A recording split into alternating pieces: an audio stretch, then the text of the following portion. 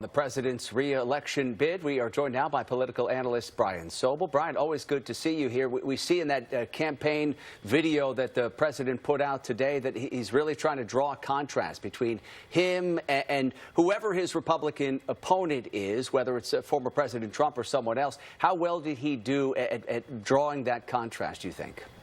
Well, I thought it was a compelling layout of what he thinks is important and what the campaign thinks they're going to be running on.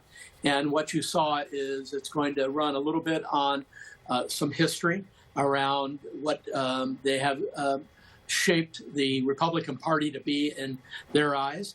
And we will see whether over time here, whether this bump that President Biden gets from this announcement tapers off. Because when we're talking about things like age and accomplishments and other things, he's not doing all that well, even with his own party. But they will rally around him at this point. Yeah, we did get a good sense of what his strategy is going to be here, Brian, and that is drawing this, stark line between the GOP and the Democratic Party. But what do you make of him portraying Republicans as these, ultra MAGAs and really kind of going after Republican ideologies? Do you think that that will, in fact, benefit him? I don't think so, Heather, and here's why. I think that the Trump MAGA effort, to some extent, that train's left the station. A lot of Republicans, while they may like many of Donald Trump's policies, I'm not so sure they care about Donald Trump the same way.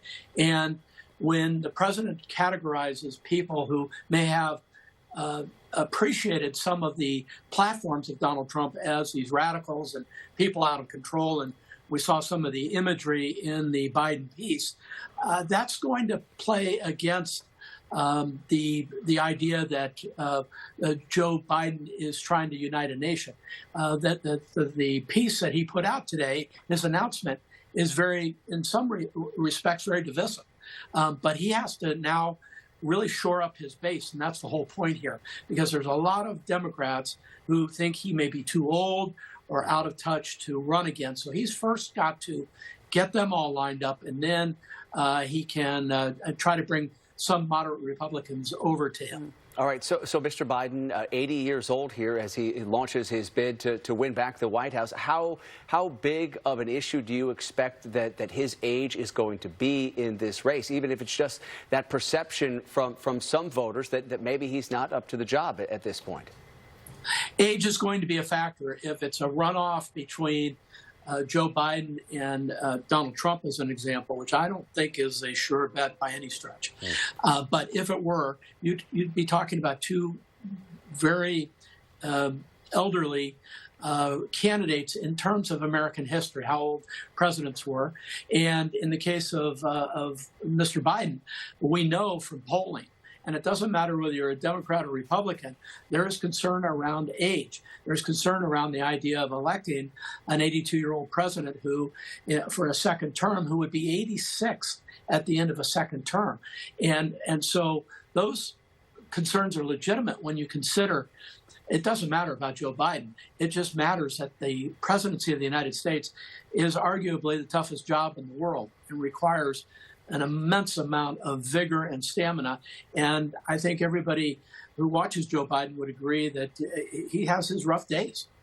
Brian, I want to talk a little bit about the vice president. Kamala Harris appears quite often in this campaign ad. I think I counted about 15 times. I mean, that is not by accident. Obviously, they are hoping that she can help try to boost some of those numbers and his likability, if you will, with some of the minority groups and women as well.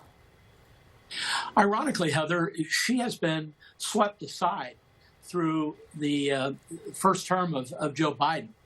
She's been given some tasks, but not very important ones, apparently, to the White House.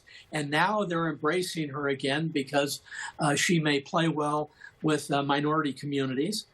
But there's this idea that if Joe Biden is reelected and can't make it through 4 years, Kamala Harris would be president. And so the subtext message is you're getting a two-for-one here by reelecting Joe Biden with Kamala Harris, because there's this idea that he may not go another 4 years after he finishes his first term.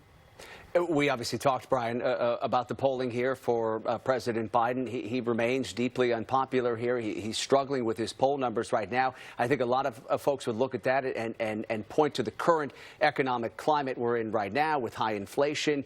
How big of a culprit is that, and how does President Biden overcome that, or does he just have to hope that sort of the economic conditions begin to improve here as we approach Election Day? Historically, the economy leads the way.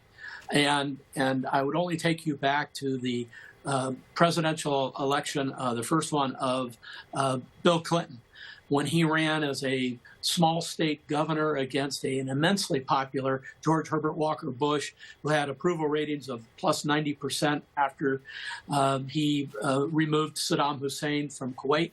And Bill Clinton just hammered on the economy.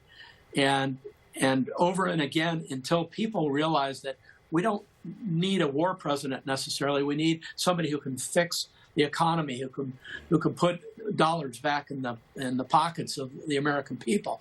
And Bill Clinton took a huge gamble on that thought because it has worked through American history, and he won. And so the economy is hugely, hugely important here. And if the economy is really in trouble, continues to be in trouble, Joe Biden will be in trouble. All right. Political analyst Brian Sobel, appreciate your perspective today. Thank you. Thanks, My Brian. pleasure. And we're going to